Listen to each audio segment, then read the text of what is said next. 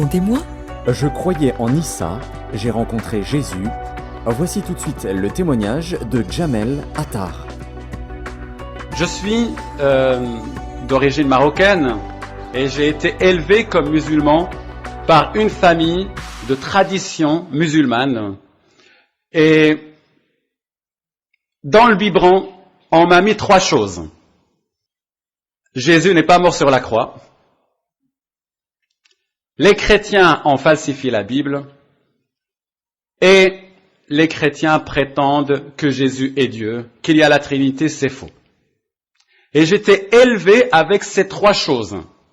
Jamais quelqu'un n'est venu avec la Bible pour me dire « Regarde ce que la Bible dit, c'est faux ». Jamais quelqu'un n'est venu avec un livre d'histoire pour me dire « Tu vois ce que dit l'histoire à propos de Jésus ?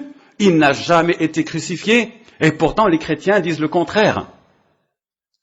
Jamais on ne s'est appuyé sur la vérité historique ou sur ce que disent les chrétiens eux-mêmes. On s'est appuyé sur une chose qu'un homme a dite, qui s'appelle Mahomet, et qui a dit de lui-même, voilà ce que pensent les chrétiens. Et dorénavant, tous les jours, les musulmans entendent ça. Et c'est gravé au burin dans la tête. Dès qu'on parle à quelqu'un qui est chrétien et quand on est musulman, on sort ces 3 choses-là. Les chrétiens ont falsifié la Bible. Les chrétiens prétendent que Jésus est mort sur la croix. Les chrétiens disent qu'il y a 3 dieux. Et ça, c'est la pire des choses. À l'école, au collège, au lycée, on répétait ça. Et j'entendais ça. Quand j'allais à la mosquée, j'entendais encore ça. Et quand vous entendez très très souvent la même chose, pour vous ça devient l'évidence même. Et il n'y a pas besoin de preuves. Surtout pour un musulman. Il n'y a pas besoin de preuves parce que c'est marqué dans le Coran. Le Coran lui-même dit ces choses-là. Bon, sur la falsification de la Bible, ça peut se discuter, mais Jésus n'est pas mort sur une croix et la Trinité s'est niée dans le Coran lui-même. Alors moi, j'étais, dès mon jeune âge, vraiment amoureux de Dieu.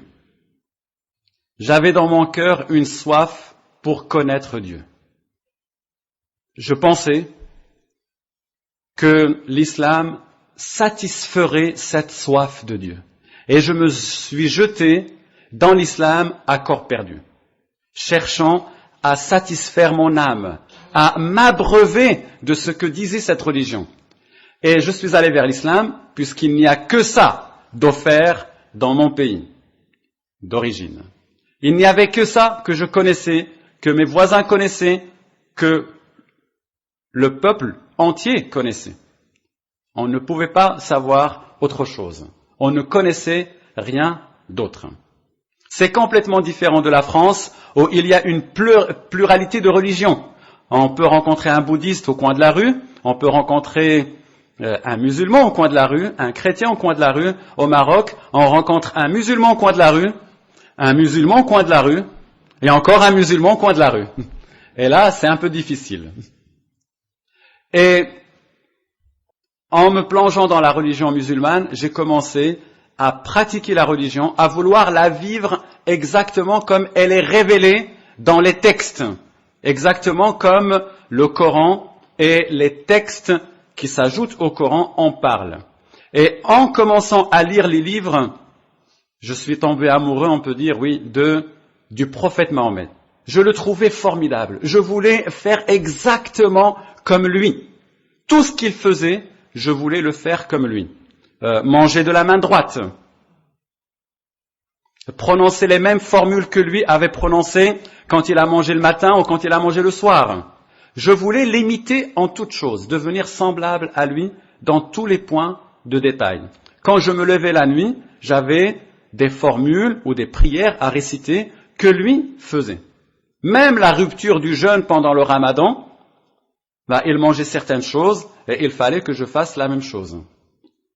Et ce n'est pas simplement moi, c'est tous les vrais musulmans. Quand je dis les vrais musulmans, les salafistes par exemple, vous voyez des fois, ils ont des drapeaux noirs. Ça, c'est pas inventé. Parce que Mahomet lui-même avait porté un drapeau noir quand il avait fait la guerre à la Mecque. Ils veulent imiter Mahomet en toutes choses. Et voilà, ancré dans l'islam, convaincu de l'islam, je suis venu en France. On m'a donné la possibilité de venir pour poursuivre mes études à l'université. Et quand je vous dis que la grâce de Dieu fait bien les choses, je sais que pour choisir une université en France, vous savez ce que j'ai fait? On m'a donné une carte de France. Moi, je connaissais pas la France. On m'a dit, voilà les villes où il y a des universités, tu choisis. Alors j'ai fait, c'est toi qui seras. Et c'était quand? En Normandie. Mais la main qui a fait par hasard, c'est toi qui seras, c'était une main guidée par quelqu'un qui me cherchait bien avant. C'était vraiment la main de Dieu qui m'a guidé, parce que là, j'ai rencontré des gens qui m'ont témoigné de l'Évangile. Mais je vais un peu vite en besogne, parce que quand je suis arrivé en France,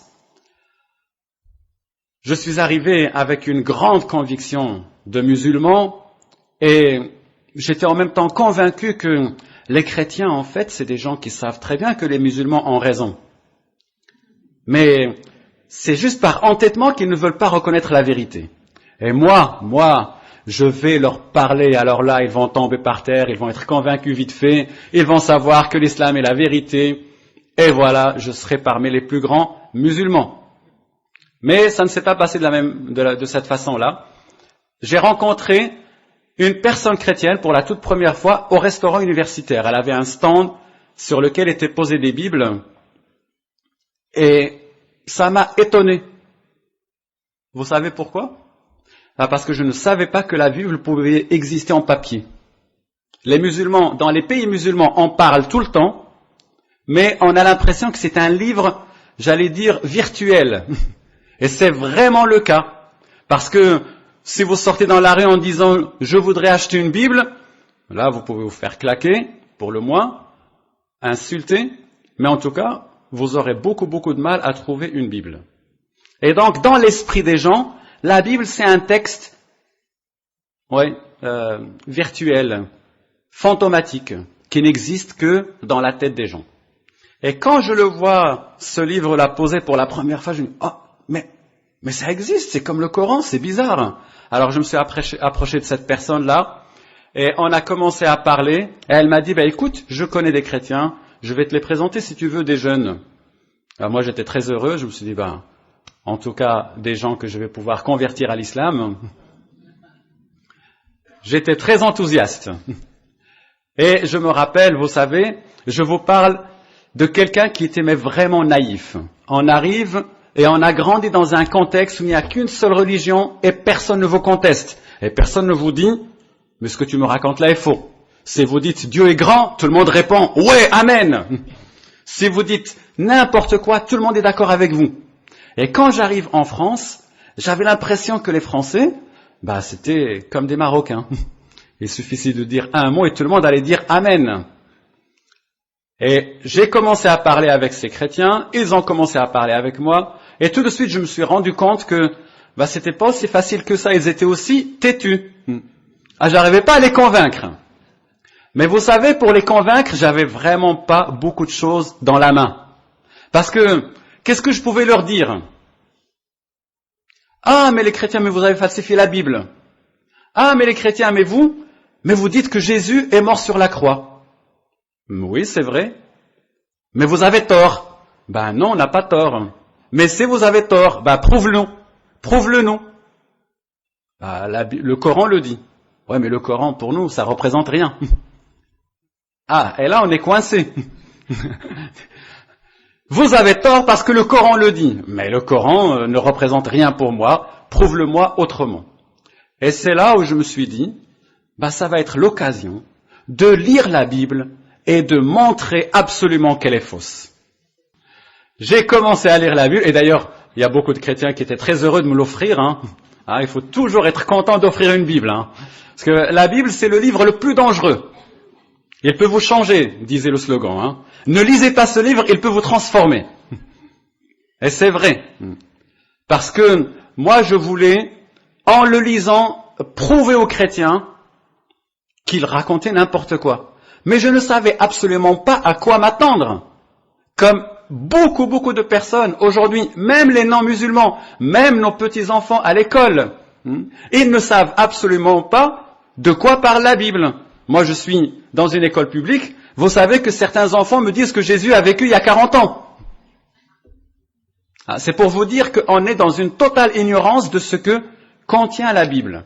Et quand j'ai ouvert la Bible, y cherchant des erreurs pour convaincre les chrétiens, eh bien, c'était une aventure incroyable qui s'offrait à moi. D'abord, une aventure d'angoisse et de trouble. Parce que quand vous êtes convaincu de quelque chose et que vous êtes confronté au contraire de ce que vous croyez, c'est vraiment une horreur. C'est vraiment très dur. Et la première chose que j'ai vue dans la Bible, c'est qu'elle parlait de beaucoup de choses qui se trouvaient dans le Coran. 80% de récits dans le Coran se trouvent dans la Bible. Et moi, je pensais que le Coran était tombé du ciel, tout fait, et qu'il était vraiment unique. Et quand vous découvrez que, non, des histoires dans le Coran se trouvent dans la Bible écrites bien avant, vous vous dites, mais c'est incroyable ça. C'est pas possible, ça ne peut pas exister. Il y a un truc. Mais on continue parce qu'on veut quand même convaincre les autres. Et j'ai ouvert les évangiles et là j'étais en face de quelqu'un d'absolument incroyable. Nous les chrétiens, nous perdons la fraîcheur de la découverte de l'évangile pour la première fois.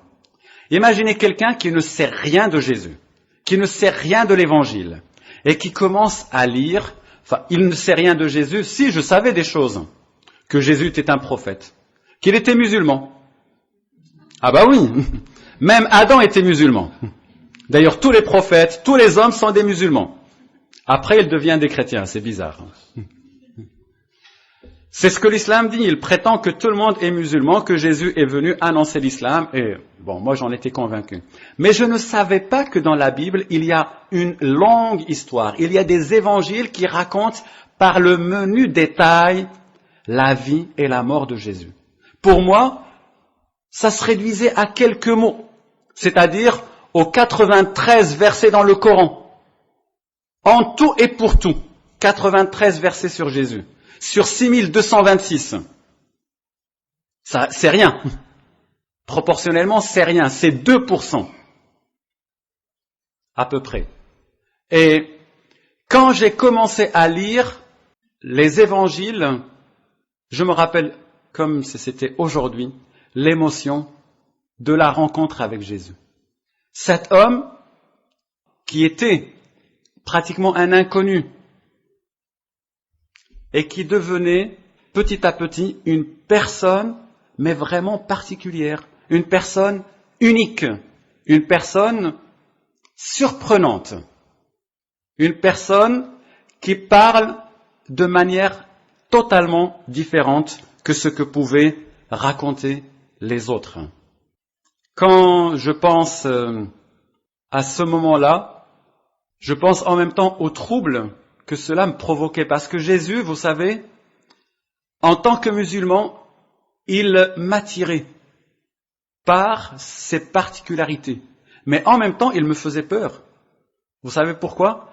Parce qu'il me menaçait dans ce que je croyais. Il représentait pour moi un danger. Et il m'attirait, j'avais envie d'aller vers lui, mais en même temps, j'avais peur parce qu'on a toujours peur de changer et on a toujours peur de se rendre compte qu'on s'est trompé. Et puis, pour moi, c'était tellement difficile de reconnaître que je m'étais trompé, c'était pas possible de toute manière. Je pouvais pas me reconnaître que je m'étais trompé parce que le reconnaître, c'est se rejeter soi-même, c'est rejeter son identité. L'islam n'est pas un vêtement qu'on met par-dessus. L'islam, c'est nous-mêmes, c'est moi-même, ma culture, mon identité, ma famille, tout ce que je suis, tout ce que je peux être. Et Jésus était une menace. Quand je sentais la pression, et en parlant avec les chrétiens, j'allais voir des musulmans pour trouver de la consolation auprès d'eux, pour trouver des paroles qui me montrent que l'islam est la vérité. Et je les écoutais, j'étais encouragé, et quand je revenais, je parlais avec les chrétiens, et là c'était difficile, parce qu'ils me montraient des choses, et je voyais par moi-même des choses qui n'étaient pas faciles à rejeter comme ça. Il fallait être beaucoup plus convaincant si je voulais les convaincre que eux avaient tort, que leur disant simplement « Vous avez falsifié la Bible, c'est faux ». Il fallait des preuves. Et ce qui m'a le plus bouleversé, et je me rappelle que je pleurais quand j'entendais ça, tout en résistant bien sûr, c'était l'amour de Dieu pour l'humanité. Vous savez, en tant que musulman, j'étais dans une autre démarche. Moi, le plus innocemment possible, je priais pour que Dieu détruise les non-musulmans. Et l'idée d'aimer son ennemi est une aberration. Et ça me semblait une aberration. Mais quand j'entendais parler de Jésus, et quand je lisais dans les évangiles l'amour de Jésus pour ses ennemis, ça me bouleversait. Je pleurais, mais bien sûr, je résistais et je m'obligeais à ne jamais penser à Jésus autrement que comme prophète. Parce qu'il ne fallait pas que je pense qu'il était plus qu'un prophète, ou alors là, le Fils de Dieu, là, ce serait carrément l'horreur, parce que je serais un associateur, c'est-à-dire que j'ajouterais un autre Dieu à Dieu. Et ça, c'est le péché qui n'est pas pardonnable dans le Coran. Dieu pardonne tous les péchés, sauf de lui associer quelqu'un. C'est fait contre les chrétiens, ce passage-là. Donc, penser ou se laisser même envahir par la pensée, c'est être perdu. Donc, c'était la lutte. Mais vous savez, il y a des vérités qui s'imposent à vous malgré vous. Vous avez beau dire « Non, je ne veux pas », ça vient. Et il y a une bonne expression en français, vous connaissez, une prise de tête. C'est ça. Il y a des vérités qui deviennent des prises de tête. C'est-à-dire, plus vous voulez les chasser, plus elles s'imposent à vous. Et quand je dis des vérités, en réalité, il s'agit de la vérité. Parce que quand Jésus se dévoile dans sa vérité, et quand sa personne commence à devenir connue par nous, et quand il commence à devenir présent à notre vie, on est vraiment envahi par cette vérité-là qui remplit notre cœur. Quand je pense à ces moments-là, pour moi, c'était des moments vraiment très durs, très difficiles. C'est la même chose pour tous les musulmans. Et ce que je vous dis là, je l'ai vu dans la vie de mes deux frères, parce que quand je me suis converti, j'ai parlé avec un premier frère, avec un deuxième frère, et c'était le même combat, et c'était les mêmes pleurs, et c'était les mêmes insomnies, parce qu'ils étaient convaincus. Mon deuxième frère était un intégriste. Il avait la barbe. Et une fois, on est allé au Maroc, Suzanne et moi, il ne voulait même pas nous parler, parce qu'on était des païens pour lui. C'est après ma conversion. Il ne voulait pas saluer ma femme. Pour vous dire qu'il était mais vraiment comme ça. Et quand Dieu est venu le chercher, il ne pouvait plus dormir. Et quand je dis il ne pouvait plus dormir, mais littéralement. Il était hanté par cette idée. Parce qu'un musulman, vous n'avez pas besoin de le convaincre de l'existence de Dieu. Vous n'avez pas besoin de lui prouver que Dieu existe. Vous avez besoin de le convaincre de la vérité. Et à un moment donné, ça ne suffit plus de penser que c'est ma religion, c'est la vérité. Il faut quelque chose qui l'authentifie, qui le certifie au plus profond de votre âme. Et c'est ça ce que j'étais en train de chercher. Je voulais être absolument convaincu que la religion musulmane est la vérité. Mais plus je cherchais des indices, plus la vérité de l'évangile s'imposait à moi. Quand je lisais les psaumes, ça me faisait peur. Parce que vraiment, je me disais, mais c'est vrai, il ne faut pas que je les lise. Mais en même temps, il faut que je les lise pour montrer que c'est faux. Donc vous voyez, c'est compliqué. Et je lisais d'autres passages comme Ésaïe 53 écrit 700 ans avant et qui parle de la mort de Jésus, qui parle du salut qu'il allait opérer.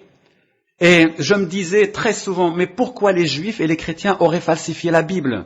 Parce que moi, si j'étais à leur place, alors là, pour la falsifier, je l'aurais falsifiée. J'aurais enlevé toutes les mauvaises choses qui parlent de moi. Parce que le peuple d'Israël, il s'en prend plein la figure dans la Bible. S'ils voulaient vraiment falsifier la Bible, ils auraient enlevé tous ces passages négatifs à leur égard. Parce qu'en comparaison avec le Coran, c'est autre chose, le Coran, la manière dont il parle des musulmans. C'est beaucoup de flatterie et moins de reproches, beaucoup moins de reproches. Et je me disais, mais les Juifs, s'ils avaient un passage à enlever de la Bible, c'était le psaume 22 et Ésaïe 53.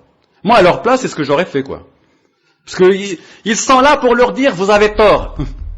Jésus est le Messie, il a accompli les psaumes. Et eux, ils les gardent. S'ils gardent ça, c'est parce qu'ils aiment la Bible, même quand elle témoigne contre eux. Pourquoi aurait-il falsifié ça? Et ce travail se faisait petit à petit dans ma tête. Et il y a quelques éléments rapidement qui se sont imposés à moi. L'amour de Dieu, bien sûr, et le visage de Dieu présenté par Jésus. Quand je regardais ce visage, je voyais que Jésus nous parlait d'un Dieu qui est le Père de tous, le Père des croyants, de manière plus particulière.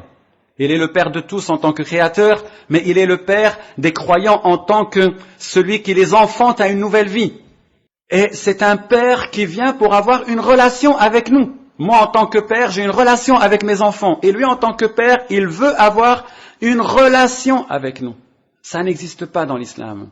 On parle de l'islam comme la religion de la soumission. Oui, on est soumis à un Dieu qui est au-dessus de nous, avec qui on n'a pas réellement de contact. Le mot religion en arabe veut dire un dû, quelque chose que je dois à Dieu. Et il m'a demandé de faire des choses, je l'ai fait pour être quitte avec lui, et après c'est fini. Autre chose, l'islam me disait fais, F-A-I-S, un ordre. Tu dois faire, tu dois accomplir des bonnes œuvres pour être sauvé. Et la Bible et Jésus et les chrétiens qui me témoignaient me disaient c'est fait, F-A-I-T. Et vous voyez la différence, F-A-I-S, F-A-I-T. Et pour moi c'était la hantise. Et en même temps, ça me poussait à réfléchir au péché. Les musulmans disent, tu peux faire et Dieu va agréer ce que tu fais. Les chrétiens me disaient, tu ne peux rien faire parce que Dieu n'agréera rien de ta part. Si tu lui offres quelque chose, c'est souillé par le péché que tu commets. Tu ne peux rien faire, mais sache et crois simplement que c'est fait, que c'est accompli par Jésus. Sur la croix, et là ça m'énervait. Sur la croix, Jésus ne pouvait pas mourir sur la croix. Et en même temps, ça peut être vrai ça. Et puis, dans mon échange avec les chrétiens, avec la famille Lassé qui m'avait fait bon accueil, et avec Suzanne, qui est devenue après ma femme, je me rappelle une fois, elle m'avait vraiment énervé. Vraiment. Vous savez, j'étais tourmenté dans mon cœur, je n'en pouvais plus. Et vous savez ce qu'elles me disent? Ah, Jamel, si tu es malheureux, c'est parce que tu n'acceptes pas Jésus. Ah! Alors là, c'était la goutte qui faisait déborder le vase. Je leur ai dit, je ne veux plus vous voir, c'est terminé. Au revoir. Et je suis parti. Mais je suis parti le plus malheureux au monde. Parce que Dieu me cherchait, je fuyais, et je voulais continuer de croire en l'islam. Et je suis parti, et après, elles pensaient que j'allais me suicider ou je ne sais pas quoi d'autre, elles étaient désespérées aussi. Je suis rentré et j'ai commencé à lire le Coran pour avoir la paix et ce jour-là, rien à faire. Le Coran, ça ne marchait pas. Parce que, en tant que musulman, vraiment, je lisais le Coran et je trouvais de la paix en le lisant. Et ce jour-là, non, ça marchait pas. Et ça m'énervait encore plus. Alors je me suis dit, bon, puisque c'est comme ça, je vais me coucher. Je suis allé dans la chambre, dans mon lit, et en m'étendant, j'ai commencé à réciter des versets coraniques comme je le faisais d'habitude, des passages que je connaissais par cœur, Et je faisais bien la différence que je m'adressais à Allah et non pas au Dieu des chrétiens.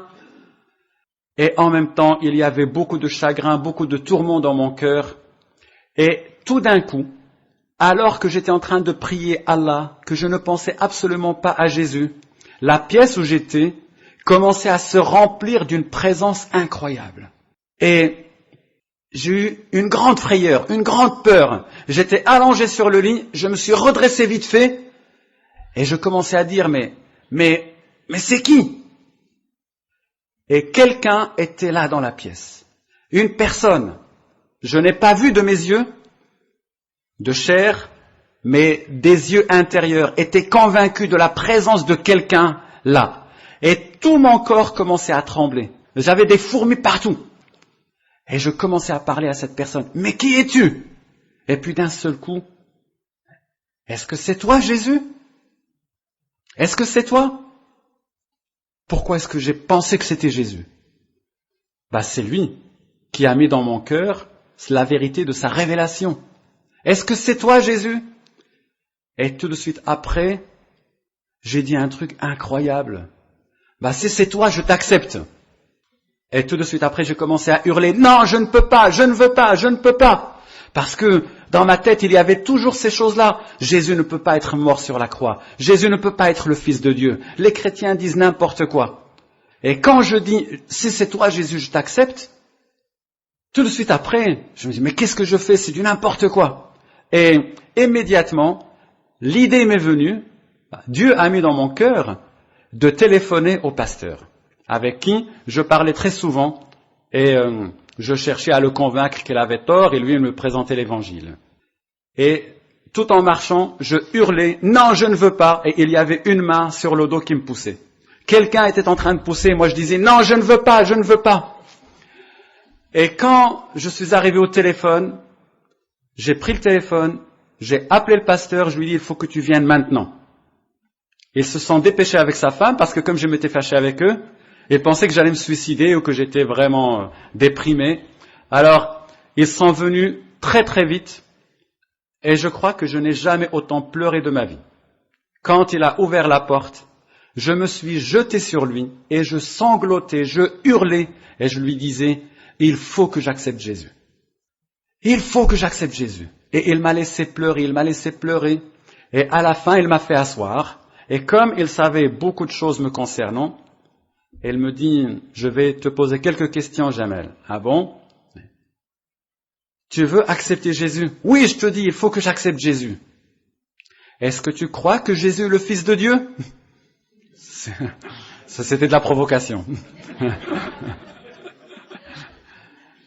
Et vous savez, pour moi, c'était la conviction totale. Oui, c'était évident. Jésus est le Fils de Dieu. Tu crois qu'il est mort pour tes péchés, pour te sauver? Oui, je crois qu'il est mort pour mes péchés, pour me sauver. Tu crois que Jésus t'aime? Tu crois qu'il est vraiment le Fils de Dieu? Oui, je crois qu'il est le Fils de Dieu. Et après, on a prié ensemble. Et le lendemain, quand je me suis réveillé, autant j'ai pleuré la nuit, autant c'était une joie immense pendant la journée. Je ne pouvais pas réprimer le rire et le sourire. C'était vraiment une transformation instantanée, radicale. Et je ne peux pas vous dire comment c'était une évidence pour moi, mais c'était la réalité. Et aujourd'hui, c'est encore plus évident que jamais. Parce que j'ai approfondi mes connaissances de l'islam et je me dis, mais Dieu m'a vraiment fait grâce en se révélant à moi et il est vraiment le Sauveur. Il a envoyé Jésus qui est son Fils, qui est le Sauveur. Jésus est le Fils de Dieu. Jésus est le Seigneur de tous. Jésus est mort sur la croix. Et cela est horrible et scandaleux. Oui, mais il l'a fait par amour pour moi. C'est une certitude gravée dans le cœur et c'est une certitude qui vient de la parole de Dieu. C'était Racontez-moi. Retrouvez de nombreux autres témoignages en téléchargement gratuit sur www.trésorsonore.com, www.trésorsonore.com.